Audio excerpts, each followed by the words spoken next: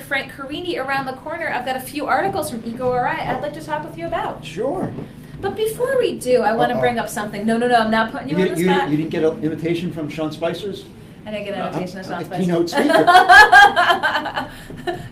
Somehow I think I'd rather get an invitation to the show. But anyway.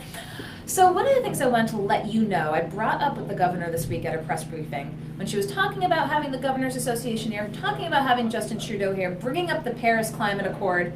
I said, what do you have to say to folks who think that it's duplicitous with your stance on the energy in Barville? And it was actually Ted Nesi at 12 kind of said, well, why were you there then at the, if it's out of your hands and in the siting board's hands, why are you at the press conference announcing the kickoff? Exactly. Did you see her response?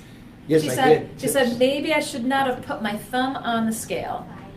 Yeah, I saw that. Actually, somebody emailed me your guys' story this morning, and I saw it, and they said, "Who are we going to talk about it today?" I'm like, "I don't control what we're talking about." But well, I knew I had to bring it up because we talked about it. Yeah, I think it's BS. She's playing both sides of the fence now. She had the pom-poms out for this power plant at the beginning, and now now she's seen all the public pushback, and maybe it's not going to happen, and I don't know if I should have done that. Either you're for it and come out and stick with it and say, this is why we should have it, and stick to your guns, and say, even though it was a bad idea, but if she had good points, or say, I'm not for it, or not say anything. Take an actual position on it. It's trying to play both sides of the fence, that's which in is worse. the siting board's it's not leadership. Jurisdiction. Yeah, exactly. So. Well, it was interesting. She made the argument. I'm glad people were asking her. Yeah, we wanted to follow up. It was a conversation we've had. It's been certainly on EcoRI. Yeah, she doesn't really. It's hard for us to get in contact with her. Actually, I didn't come up with that. I believe it was an EcoRI. I'm going to give credit where credit's due. Tim, then, not me. Wanted to ask that question.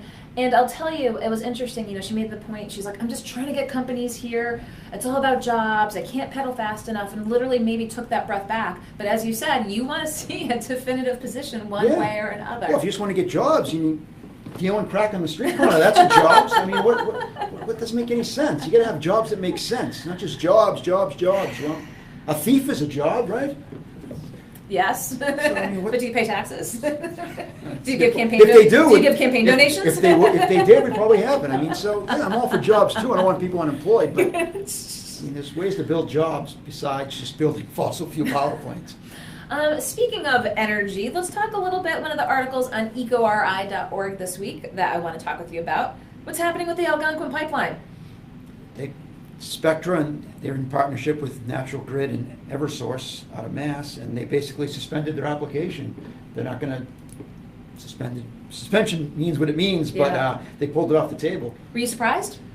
Yeah, I'm surprised. I mean, it must not. Hopefully, it's from there's a lot of tons of public pushback, but maybe it's also not. I mean, there's not really a need for it if you really look at the studies, and there's public pushback.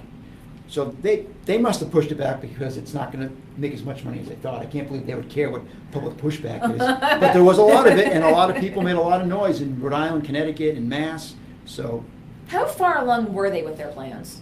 They're pretty far along. They've been in the works for a couple of years, so it wasn't. I mean, I don't think they spent, billions on it or anything, but they were pretty far down the rabbit hole. And you were surprised to hear this when you woke up and said, I was surprised. Well, Tim Faulkner emailed me and let me know, and then he had the story. But yeah, I was a little surprised that they just said, forget it. We're going to suspend it. Well, if you want more of the nuts and bolts, check out Tim's piece on EcoRI about the Algonquin pipeline, the suspension. When they say suspend, I mean, you kind of pointed to that. You're like, it's not forking it done. Right. They didn't say we're not going to do it. We're going to suspend it. I mean, they could bring it up a year from now. Maybe things will quiet down. Maybe they can try to slip it in somewhere. I don't know. So I don't trust them, but it's been suspended for the moment. Keep an eye on the verbiage. It is suspended.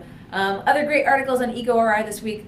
Conservation Law Foundation suing Shell Oil for not protecting their property in Allen's Ave against climate change. Talk to us a little bit about that. Yeah, I think that's a great proactive move by CLF. Yeah, I don't know. It's obviously they haven't done anything to prepare it for a sea level rise, more frequent storms. But so if we get a big storm there, it's going to cause a lot of damage beyond just what the hurricane. It's all the chemicals down there, the fuels. I think that's great. Even if just kick them in the butt to do something. Just not, oh, it's, it's 20 years old, the infrastructure's 20 years, however old it is, I don't know how old it is, but there hasn't been upgrades on it for a while, and it just is what it is. Times change, you gotta change with the times. So, what's your thoughts? Time frame, will Conservation Law Foundation succeed? So what are they saying? They're like basically saying to Shell, you gotta shell out, no pun intended, Yeah. and really kind of batten down the hatches and provide some upgrades so at least you're ready for some adverse environmental Basically, impacts. do something or we're gonna take you to court. Now, whether that gets Shell Oil, who's a massive company, to do something, I don't know. Maybe they'll have to take them to court to make them do something. But I think they're just trying to say, we're gonna sue you if you don't do something.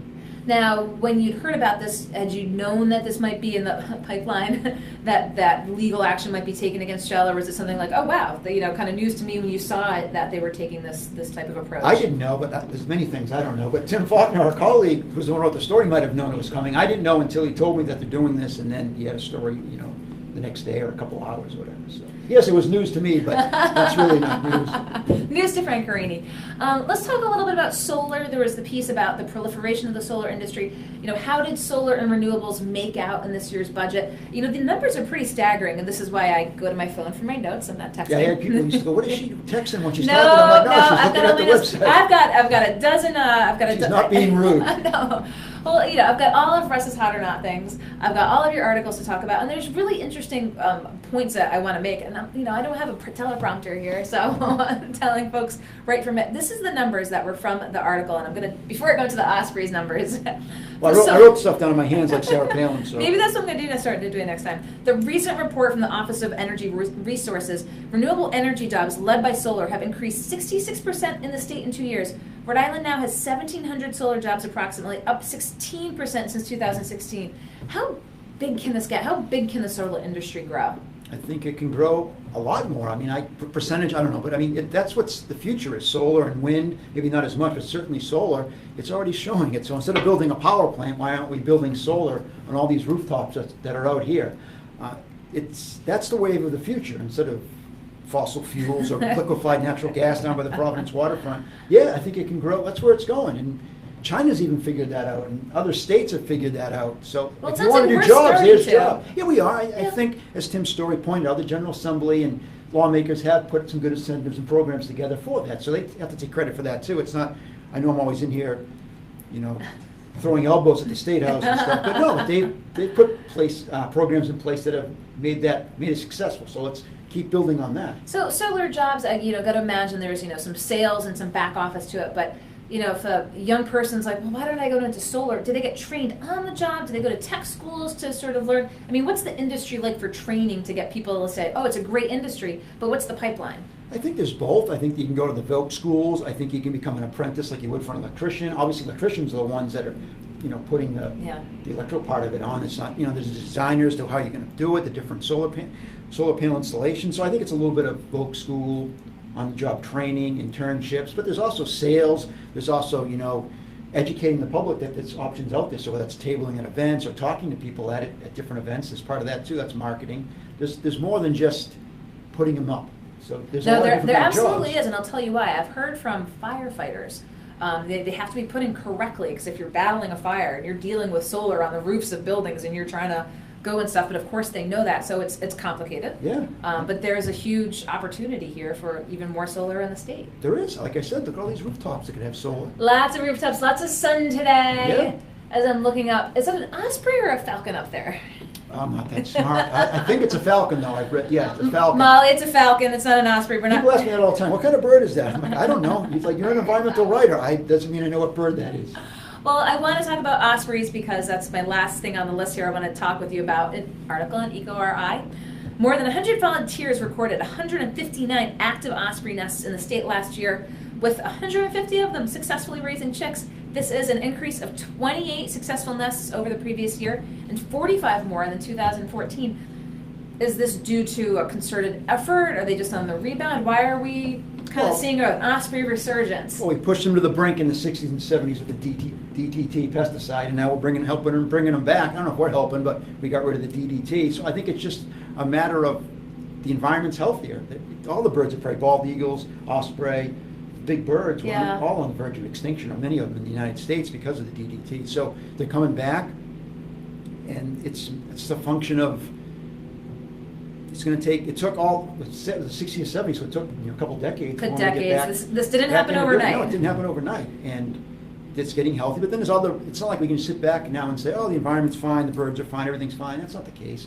We got rid of DDT, but now there's plastic. They're eating fish that probably have plastic in their tissues, so There's still going to be an concerns? impact. There's still concerns, but we pushed them to the brink, and we've helped, or at least somewhat helped them come back.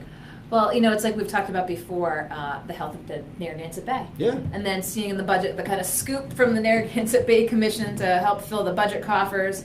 And as you Yeah. said, can't take things for granted. You can't No, take you gotta- the health of the bay, the resurgence of the Excuse me. ospreys. Yeah, there's different kind of pressures, so maybe the DTT, we don't have that anymore, but there's other pressures, there's other pesticides, there's other chemicals. And EcoRI will continue to write about We it. will. And we'll continue to have here to talk about it. Well, thank you. Anything else we haven't hit on today you want to chat about? No, have a happy 4th. Have a very happy 4th. I wish you a happy one. We'll see you Thank next you. week, okay? All right, bye. Frank Carini with EcoRI. It's either Frank or Joanna Detz who comes in every Friday to talk about recent articles on the website that has any number of environmental issues facing the state. Again, they are, I believe, have a fundraiser coming up, which I will put out there. Again, they are funded by grants and actually reader donations as well. So if you appreciate environmental news, read them, support them, and we appreciate their coming in here every Friday.